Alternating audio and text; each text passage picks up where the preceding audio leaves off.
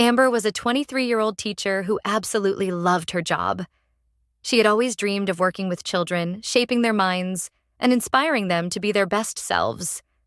Her classroom was a warm and welcoming space, filled with laughter, creativity, and meaningful conversations.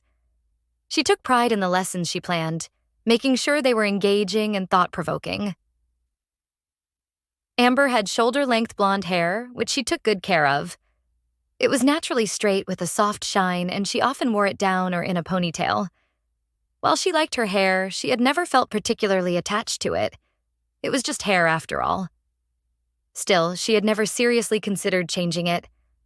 However, sometimes she found herself wondering how she would look if she tried something different. A new color, a different cut, but never something drastic. One day, she decided to teach her students an important lesson about self-image. She believed that children should grow up with confidence and self-love, learning to embrace who they were without being influenced by unrealistic societal expectations. She started the lesson by asking the class a question. What do you think makes a person beautiful?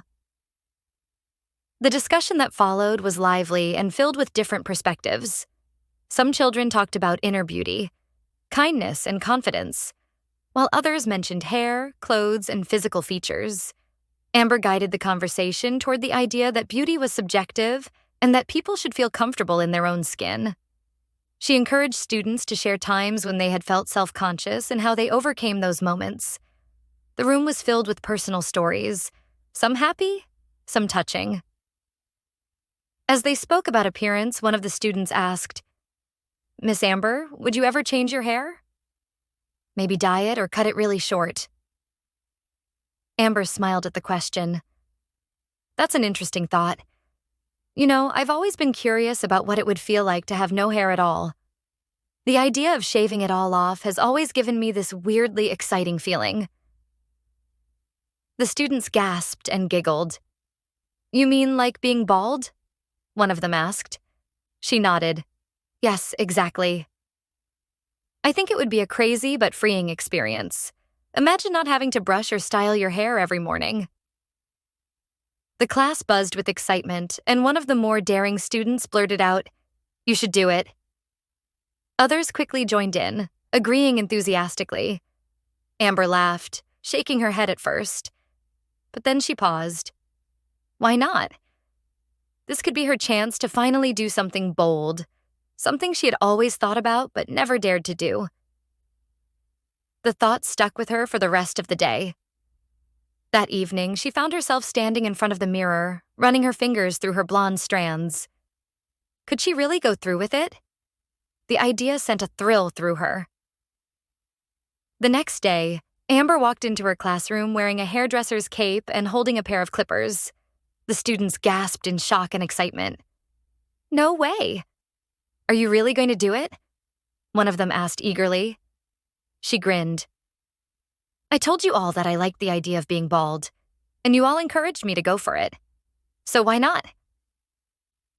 With the whole class watching, Amber turned on the clippers, the buzzing sound filling the room. She hesitated for only a moment before bringing them to her head, pressing the blades against her scalp. The first strip of hair fell away, revealing a smooth, pale section of skin. The class erupted into cheers as she continued shaving, watching as more and more of her golden locks tumbled down onto the floor. She moved the clippers over her head with slow, deliberate motions, feeling a strange mix of exhilaration and liberation with each pass. The hum of the clippers was almost meditative, a sign of change, an embrace of something new. With each section she shaved, Amber felt herself growing lighter, freer. She let out a laugh, delighted by the sensation of cool air against her scalp. The excitement in the classroom grew as the children clapped and cheered her on. She could see their faces filled with amazement and admiration. As the last strands of her hair drifted to the floor, she ran a hand over her smooth scalp and sighed in satisfaction. It felt incredible. The weight of her hair was gone, and she felt lighter, both physically and emotionally. She turned to her students, beaming. "Well, what do you think?" The room exploded with applause and excitement. "You look awesome, Miss Amber. One student shouted, "You're the coolest teacher ever." Another added. Amber felt nothing but joy. She had taken a leap, done something spontaneous, and embraced a new version of herself. She should have done this sooner. From that day on, Amber wore her bald head with pride.